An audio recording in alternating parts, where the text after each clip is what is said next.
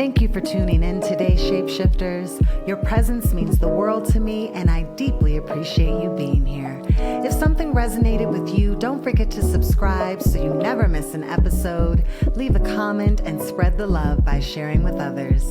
Until next time, keep shifting.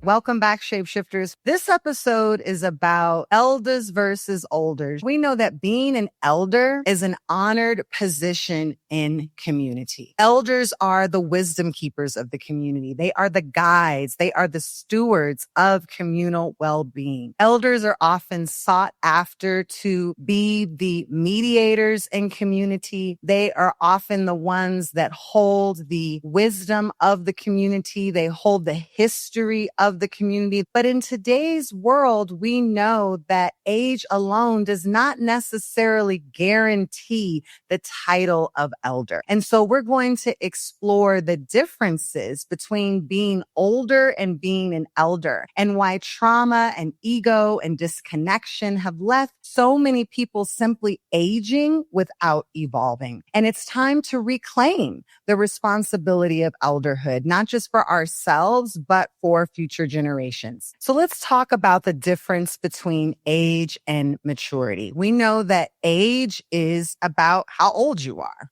but maturity is really a matter of initiation. It requires a level of self-awareness. It requires a level of service. One of the examples around age versus maturity, if any of you are familiar with Malidoma Somei's amazing work, Like Water and Spirit, if you have not read it, I highly recommend that you check it out. Essentially, Malidoma was from the Dogon tribe. And he was taken away at a very young age to go study with missionaries. And so because he was studying with missionaries, he adopted Western culture and Western ways and Western religion. And then when he was kind of in his 20s, he found himself back in his village. And essentially his village was like, yeah, go over there with the little boys. And he's like, why would I be over there with the children? It was because, well, you have not gone through your rites of passage. You have not gone through you have not gone through the religious initiations that are critical to take you from adolescence into manhood. So even though by age, Malidoma Somei was older, he actually was not seen as a man. We've seen rites of passage in all cultures. You see it with quinceañeras. You see it in bar mitzvahs. Even the notion of a sweet 16. Even my daughter, when she started menstruating, we had our own rites of passage that we created for her. There were things that she had to learn, things that she had to study, and then she had to share her studies, her knowledge. He tested to ensure that she had received the rights, the knowledge, the education to truly pass on from this place of adolescence into being a young woman. So what we learn in Like Water and Spirit, his experience having to now sit literally with 9, 10, 11, and 12-year-old boys as a 20-something-year-old and go through initiation as the eldest person in the group to literally go into the forest. And he had all these metaphysical experiences in the forest, and it kind of led him to the shamanistic work that he ended up making his life's work, which is really powerful. These cultures understood that age in and of itself is insufficient. Without rites of passage, without the critical ways of learning, that you are actually unfit to be in the position of being an adult. If you haven't gone to school, if you will, you don't get to sit at the grown folks table. You're still at the kids table because you have not gone through what everybody's gone through. You have not learned the necessary insights and lessons of life. You need to go sit down at the kiddie table. And I think that that is something that we have lost. Shout out to like the millennials. I think that what they have brought to the consciousness is this self-awareness, and self-actualization in many ways that is pushing the culture forward. But I think sometimes what we miss is the fact that just because you read a couple of books or you went to college or does not give you the ability to stand next to people who have been studying this work for 20, 30, 40, 50 years and think we're on the same level. We're not all in the same class. I work in the social justice field and I steward a cooperative, and there's this whole notion of non-hierarchical leadership. And, you have people coming in and they feel like, oh, well, it's non-hierarchical leadership. I get to make the decisions that you get to make. No, boo, you don't. I've been doing this work for over 25 years. You just got into the game. I'm not saying that your opinion does not matter, but to assume that just because you entered the room, then we get to sit down and make the same levels of decisions is just not true. I have too much skin in the game, expertise, knowledge, wisdom that I have learned, life experience that entitles me to a different level of perspective. So age and maturity are not the same thing. And I will say this can even happen in the inverse. Sometimes you have people who are very quote unquote young. I will put my daughter, not to brag on my daughter, but I would put her in that category. We do have young people who just come in as old souls. My daughter has grown up in a family where she was constantly immersed in music and arts and culture. She watched her parents perform. She was backstage. She was on stage. She was in the studio. She was a production assistant. She helped style. She has been there all along the way in production and creative. She wrote her first book when she was 12 years old. And now at 19, she's already released 3 publications under her name. So yes, although she's only 19, there is some wisdom there. So I don't want to say that just because you are young, you don't have maturity, but we have to make sure that we don't clump age equals maturity. And this is why sometimes we look at people and we say, well, wow, they're this age. Why are they still acting like this? And typically what happens is because they have unresolved trauma. Unresolved trauma stunts your growth. When you have a traumatic situation happen to you in childhood, and most of the trauma that many of us experience happened during childhood. And so what that does is that splits you. It locks you into that inner wounded child that was abused, that was harmed. And so even though you might be aging and getting older, you're still acting like that small child. I know certain men I've dated, no Sade to them. It's like, okay, you're supposed to be older, but really you're acting like that scared little boy that got his feelings hurt when he was 12 years old, but you're a grown ass man because you have not done that work. Same thing can happen for women. No disrespect, not discriminating against the men. You can stay locked into that. And that is why inner child work is so critically important, that as we get older, we have to learn how to go back and mother and father those inner children within us all that maybe did not receive the healing from our own parents and our own family, to ensure that that trauma gets resolved, because it doesn't just go anywhere.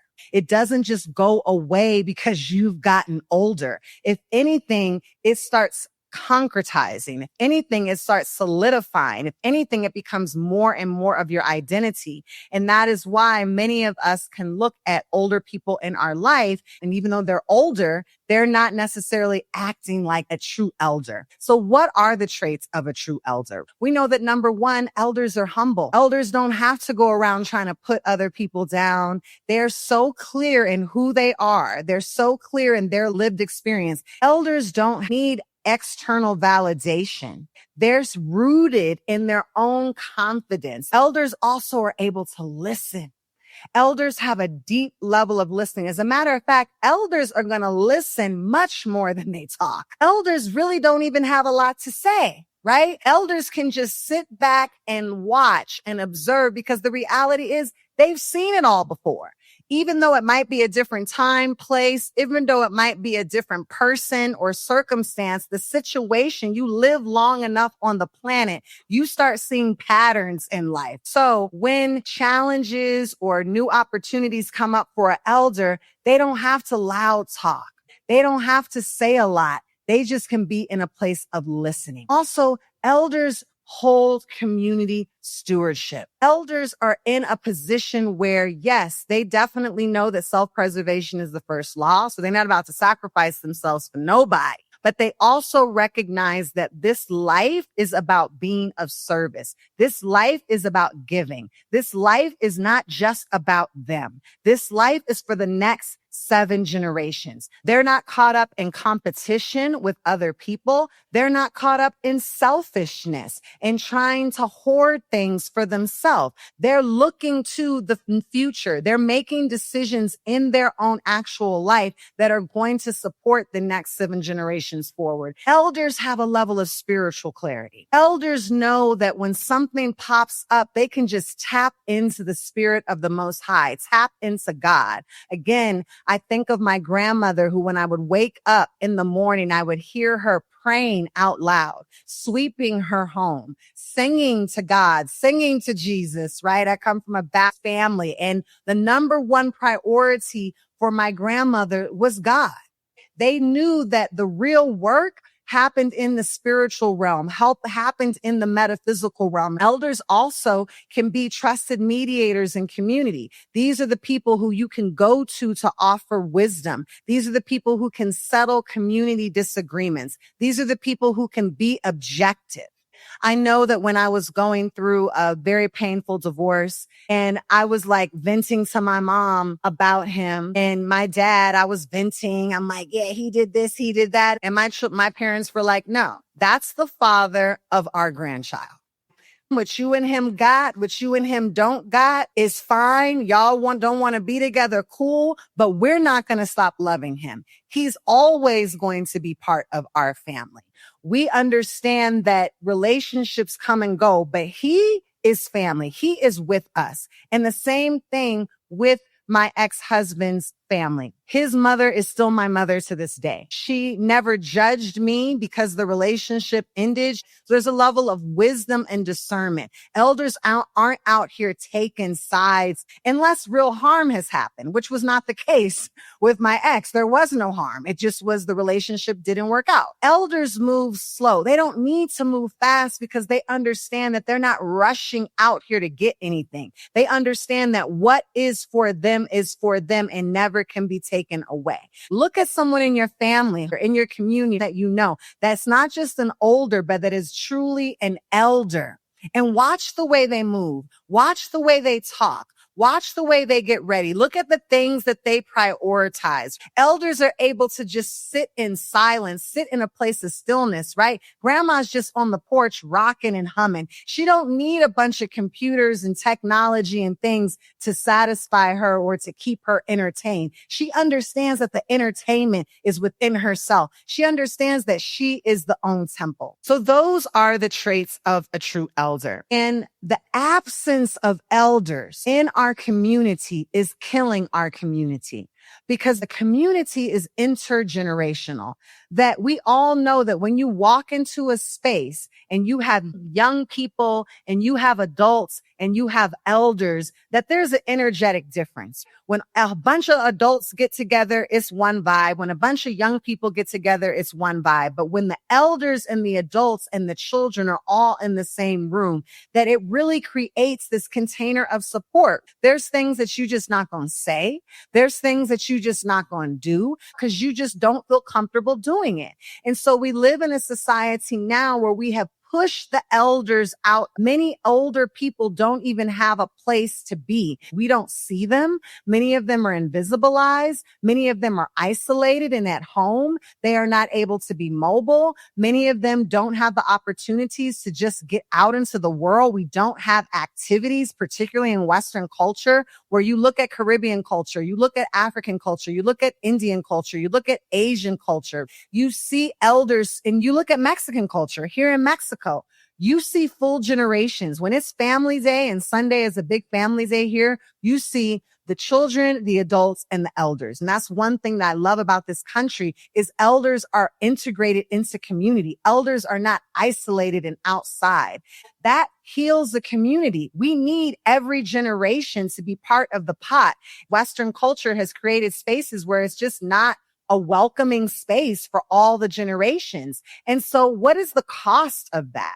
The cost of that is consequences of leadership, because the reality is it does take a village. There are going to be things that people in your village are going to be able to say to your child, whether it's an elder, whether it's an auntie, whether it's an uncle, whether it's a cousin. A lot of times when we look at indigenous societies, what we see is you have the babies, but the babies are being taken care of by like the 10 to 12-year-olds, right? But the 10 to 12-year-olds are actually being overseen by the high school and the 18-year-olds, right? And the 18-year-olds are really being overseen by the 30-somethings. It's not like all of the responsibility of motherhood falls on one human in the community. Everybody is responsible, right? If you talk to my parents, they will tell you they grew up in a community where every neighbor on the block had the ability to discipline them. And now we've lost that. There's no respect. There's no container. But again, if we have a bunch of older people cosplaying as elders because they have not done their own rites of passage, and let's be clear, rites of passage happens throughout your evolution as a human. So your first rites of passage is when you're born. Just surviving through the birth canal and making it into the physical world is rites of passage number one. Then you're going to have a rites of passage when you move into adulthood. Then if you choose to get married, that's its own rites of passage. Then if you start joining societies, affinity groups, taking titles, getting initiations, that becomes another form of rites of passage. Then as you move into being an elder, many of us as women who bleed and have wounds, we learn that the idea of the crone, the idea of no longer bleeding, that the highest rites of passage in many cultures is the woman who has now stopped bleeding, because she is now taking all of that power that she was losing through her menstrual blood. And now that power is activating within her own physical body. That the last rites of passage, the last title, if you will, you can't even get until you become an elder. So we learn the significance of that. And in our Western culture, we've missed all of it. And unfortunately, when we do have rites of passage, it becomes so much more about consumption. It becomes around how much money you can spend on a party. So if you've missed all of those critical moments of rites of passage and you have not done your own trauma work, you're just an older, broken human. And so then when many of us adults look at the older people in our life and we see their character, we see the traits, we see the way that they're moving, we're like, I can't trust this person. This person is not an elder. I can't go to this person to be objective. This person is literally causing harm in community. Here's the thing.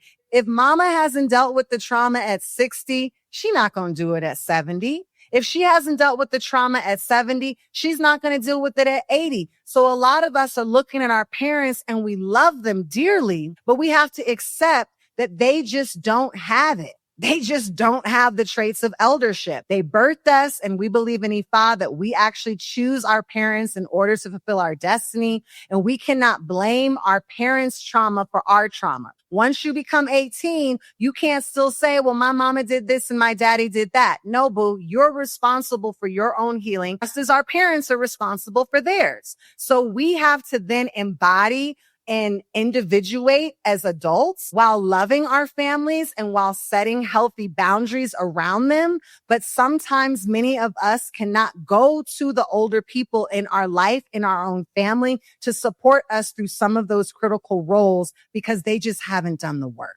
And so that can be really difficult when you're trying to hold on to a set of values that says, wait, I should be respectful of older people. I should have this connection with my mom. I should have this connection with my dad. But at the same time, you're seeing that mom and dad actually can't show up in a way that can truly hold space for you. Some of us go to our families, go to the older people in our lives, and they're the most disrespectful. They're tearing you down. They're comparing themselves to you. They're not helpful. Some of us are in a situation where we have to be the elders for our own parents. Let's call it out. Some of us have to be the wise. Some of us have to be the discerning. Some of us have to be the still people. Some of us have to embody the nonviolent communication. We are now parenting our parents because they are not able to hold the eldership. And so that level of disconnection is literally killing our communities. It is not allowing our communities to grow. If you want to look at the health of the community, look at the way it treats its elders and look at the way it treats its young people. Period, point blank. And if you look at the way America and Western societies treat young people, the way that we treat elders, you'll see that we are sick. And because of that sickness, we're not going to evolve. You can't leapfrog over the older people in your life and you can't ignore the youth. And so oftentimes we like to say, oh, young people are disrespectful. Young people are this. We're always down talking how young people are. But who raised them? They're so disrespectful. Well, where did they learn that? Yes, society will pull our children into the spell of fuckery. However, your household is the first place of teaching. And we can't just blame society for our lack of parenting. And many of us don't have our own solidified container of parenting because we weren't parented. And many of them don't have the container of parenting as elders because they weren't parenting. And so we have to see that we are cycle breakers. Many of us are having to break those generational curses and those cycles of trauma in our family to say, I'm going to be the one to go to therapy.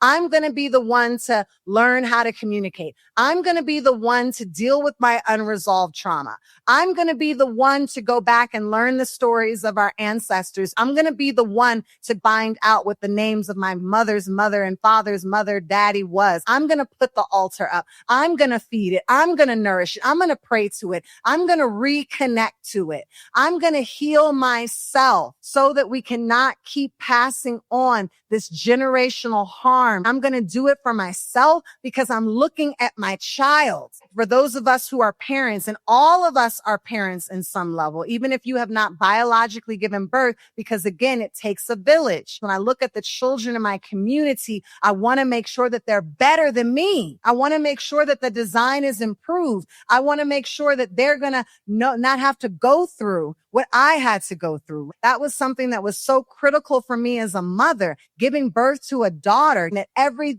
issue, every trauma, every pain, every challenge that I had to go through, I'm going to give you the toolbox and the medicine bag. But you know what? I can't just talk the talk to my child. I have to embody it. And this is why a lot of young people don't respect adults, because they see you out here talking it and you a hot ass mess behind closed doors. I have to embody the womanhood, the adulthood, the wisdom that I want to pass on to my daughter. I can't just preach to her about being respectful. I have to be respectful. I can't preach to her about how she needs to get off social media if I'm addicted to my phone.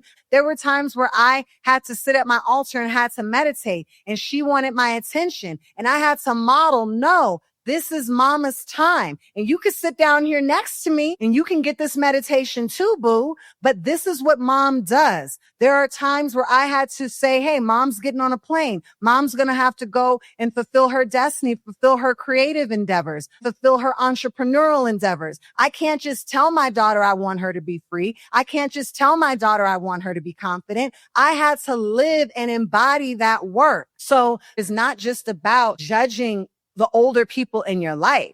It's about doing that level of personal reflection on yourself and ask yourself, am I on track to be an elder? As my teacher Namanya would share with me, if our goal is to become revered ancestors, when we pass on and we move into the ancestral realm, who's going to honor you?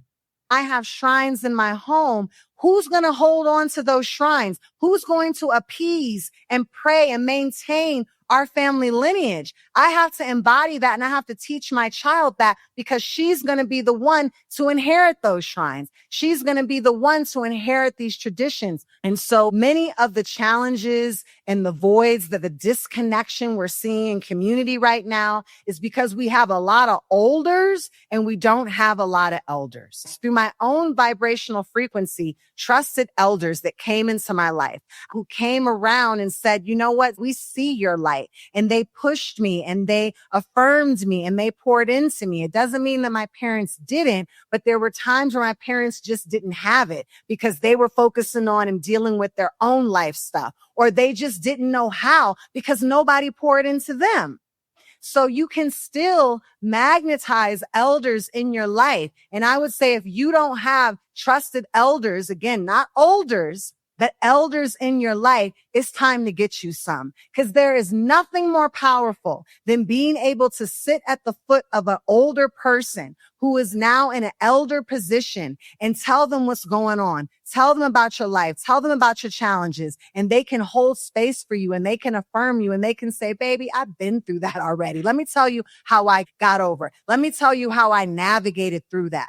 And so if that's something that you don't have, you can pray for it. You can start affirming it. There's a lot of elders that, again, are sitting around in homes isolated. No one's taking them out. No one's spending time with them. Just because they got older doesn't mean they still don't want to express. They still don't want to enjoy life. Even that relationship with a young person, if you're a parent or if you have young people in your life, there's nothing more powerful than being able to have that young person be with an elder. Grandparents and people of that age group are able to pour into your child in a way that you can't even do it, because spiritually, the child has just left the ancestral realm and the elder is on their way into the ancestral realm. So children and elders are actually closer. Some of you have parents that are elders and you've watched the way they are with your children. Look at the way that my mother is so patient and so open and so gentle with my daughter. And I'm like, who are you? Because that's not the mother that raised me. So becoming an elder is a choice. It's a calling. It's not something that happens just because you got older. Being older than me is not enough.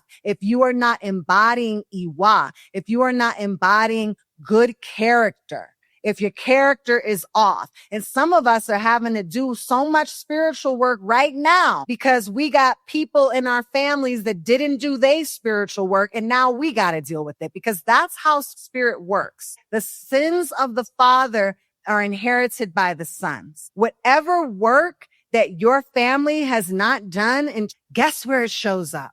It shows up in future generations. So some of us are still cleaning up other people's work. It ain't even ours, but we've got to clear it up so that we can move forward and so that our future generations can move. So those are the key takeaways from today's episode. To know that just because you age and you get older does not mean that you are actually maturing, does not mean that you are moving into a place of wisdom. To understand that when you have unresolved trauma, it stunts your growth, and that growth is stunted by the lack of initiations and spiritual containers that hold and remind you of your destiny, that reminds you of who you are and the work that you are here to do in the world. That traits of a true elder: humility, deep listening, community service, wisdom, and discernment. That the absence of elders in our community is harming and destroying our community. And that work of elderships, we need to ask, what type of elder are you going to be